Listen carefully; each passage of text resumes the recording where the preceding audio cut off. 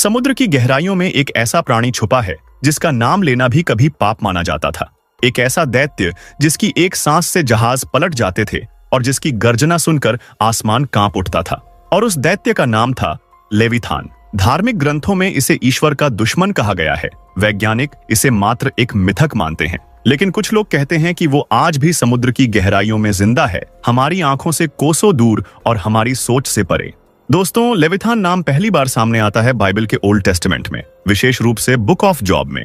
यहाँ इसका वर्णन एक ऐसे राक्षसी जीव के रूप में किया गया है जो अग्नि उगलता है, जिसका शरीर लोहे से भी कठोर है और जिसे कोई भी मनुष्य पराजित नहीं कर सकता। भजन संहिता 74:14 में लिखा है कि ईश्वर ने इस समुद्री दैत्य को पराजित किया और उसके मांस से धर्मियों को भोजन दिया। यहूदी परंपराओं में इसे एक मादा राक्षसी प्राणी कहा गया है जो अंत समय में प्रकट होगी। वो तब तक जीवित रहेगी जब तक ईश्वर अंतिम न्याय का दिन घोषित नहीं करता। उस दिन लेविथान का वध होगा और उसका मांस केवल उन्हीं को मिलेगा जो धर्म और सच्चाई के मार्ग पर चले होंगे। बात साल 1567 की है, जब अटलांटिक महासागर के बीचों बीच पूरी दुनिया नए द्वीपों और छिपे हुए खजानों की तलाश में लगी हुई थी। उसी समय एक स्पेनिश गैलियन गोल्डन हार्पून जहाज समुद्री लुटेरों और खराब मौसम के कारण समुद्र में भटक चुका था और किसी भी तरह रास्ता ढूंढने की कोशिश कर रहा था। महीनों से चले आ रहे लंबे सफर ने इस पर मौजूद क्रू को पूरी तरह से थका दिया था। पीने का पानी और खाना अब ना के बराबर बचे थे। इस तरह ये सफर अगर और चलता है तो इन सब का समुद्र में ही भटकते हुए मरना तय था। लेकिन तभी कुछ अजीब होता है।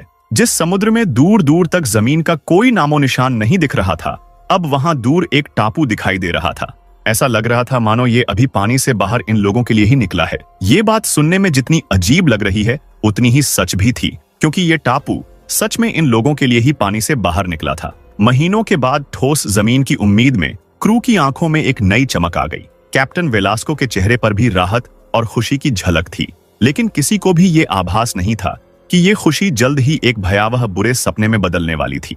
जैसे ही जहाज उस द्वीप के करीब पहुंचा, सभी लोग उत्साह में जहाज से किनारे पर जाकर नीचे कूद गए। लेकिन ये जमीन बड़ी अजीब थी, क्योंकि ये गीली, नरम और काफी फिसलन भरी थी, जिसमें चलते हुए ऐसा लग रहा था मानो उनके पैरों के नीचे से हल्की लहरें गुजर रही हों। लेकिन महीनों से जमीन की एक झलक पाने के लिए तड़प रहे इन लोगों ने ज्यादा नहीं सोचा। टापू पर कोई पेड़ पौधे नहीं दिख रहे थे, बस चारों ओर एक खालीपन सा था। लेकिन फिर भी जमीन को देखकर सभी लोग खुश थे और अब उन्होंने वहां आराम करने का फैसला किया। टापू पर आराम करते वक्त उन्होंने कुछ अजीब महसूस किया, जैसे जमीन में धीरे धीरे कंपन हो रहे थे, मानो कोई भूकंप आ रहा हो। फिर एक भयावह गर्जना हुई, मानो समुद्र के गर्भ में सोया कोई विशालकाय दानव अचानक जाग उठा हो। जमीन तेजी से ऊपर उठने लगी। एक विशालकाय आंख खुली, इतनी बड़ी कि पूरा जहाज भी उसके सामने छोटा लगने लगा।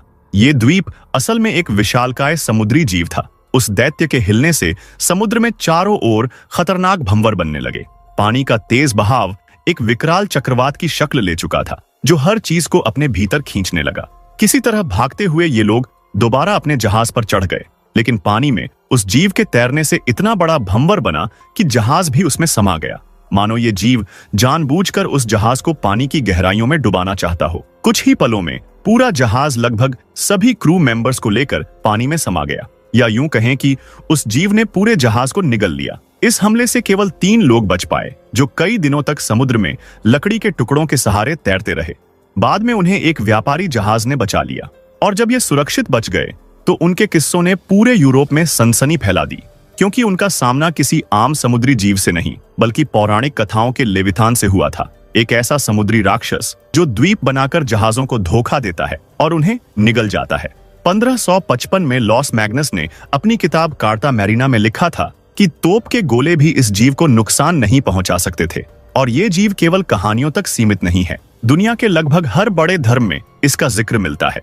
हिंदू ग्रंथों में वरुण मकर और समुद्र नाग, और महाभारत के समुद्र मंथन में भी इसका वर्णन है। इस्लामिक परंपरा में इसे बहामूत कहा गया है, और ये इतना विशाल होता है कि इंसानी आंखें उसे ठीक से देख नहीं सकती।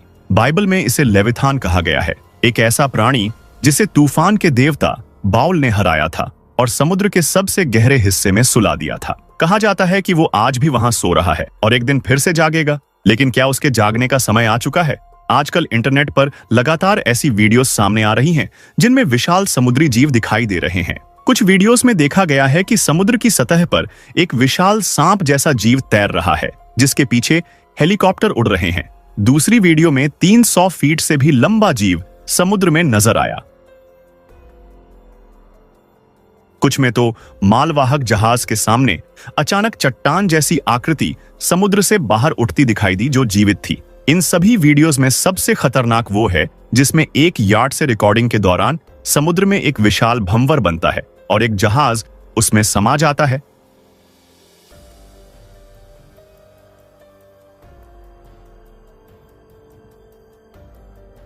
और फिर एक विशालकाय सांप जैसा जीव समुद्र से बाहर निकलता है।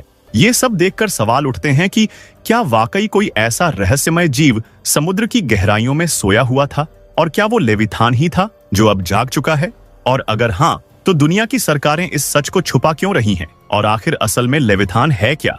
लेविथान एक ऐसा नाम है जिसे सुनते ही समुद्र की गहराइयां कांपने लगती हैं। धार्मिक ग्रंथों में ये सिर्फ एक समुद्री राक्षस नहीं है, बल्कि वो शक्ति है जो अराजकता को जन्म देती है, वो शक्ति जो ईश्वर की व्यवस्था को चुनौती देती है। बाइबल में लेविथान को उस शक्ति के रूप में देखा गया है जो ईश्वर के बनाए संतुलन को तोड़ना चाहता है। वो मानवता की कमजोरी, अहंकार, लालच और पाप, इन सब से ताकत पाता है।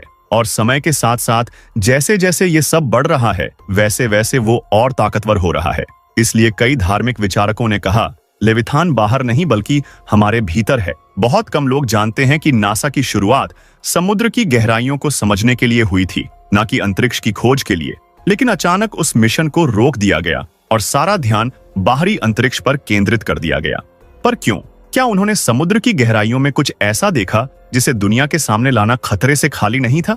कुछ लीक्ड रिपोर्ट्स की माने तो नासा ने 1997 में एक रहस्यमयी वॉइस रिकॉर्ड की थी, जिसे नाम दिया गया द ब्लूप। ये आवाज इतनी जोरदार थी कि हजारों किलोमीटर दूर तक सुनाई दी, लेकिन इसका स्रोत आज तक नहीं मिला। कुछ वैज्ञानिकों ने कहा यह कोई समुद्री जीव नहीं हो सकता। तो फिर सवाल उठता है, क्या यह लेविथान की सांस थी? बहुत सी थ्योरीज कहती हैं कि कुछ साइंटिस्ट्स के पास समुद्र की गहराइयों के ऐसे फुटेज हैं जिसमें एक विशाल परछाई हिलती हुई दिखाई देती है, लेकिन वो फुटेज आज तक सार्वजनिक नहीं किए गए। लेकिन ऐसा क्यों?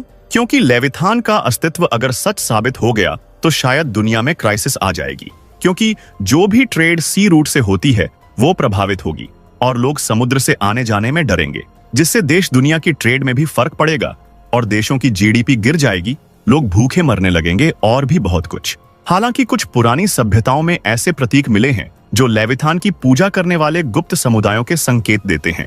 ऐसा कहा जाता है कि ये लोग मानते हैं कि जब लेविथान जागेगा तो दुनिया का संतुलन उल्टा हो जाएगा। तो ऐसे में सवाल ये उठता है, क्या इसीलिए आज भी कुछ जगहों पर समुद्र में बलि दी जाती है? और अंत में सवाल ये नहीं कि लेविथान है या नहीं, बल्कि सवाल ये है कि क्या कोई इसे हमसे छुपा रहा है? क्योंकि जो चीजें हमें दिखती नहीं वो जरूरी नहीं कि मौजूद नहीं।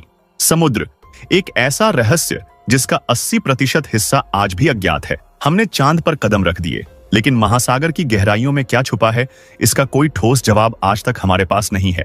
और जब कोई रहस्य इतना गहरा होता है तो वहां जन्म लेती है कल्पना, पौराणिकता और विज्ञान। लेविथान, जिसे धार्मिक ग्रंथों में एक दैत्य के रूप में देखा गया, वो वास्तव में किसी प्राचीन समुद्री जीव का बड़ा चढ़ाकर प्रस्तुत किया गया रूप हो सकता है। कुछ वैज्ञानिक मानते हैं कि लेविथान का जिक्र वास्तविक समुद्री जीवों से प्रेरित हो सकता है, जैसे pre historic whales, giant squid, mosasaurus और अन्य समुद्री डायनासोर्स।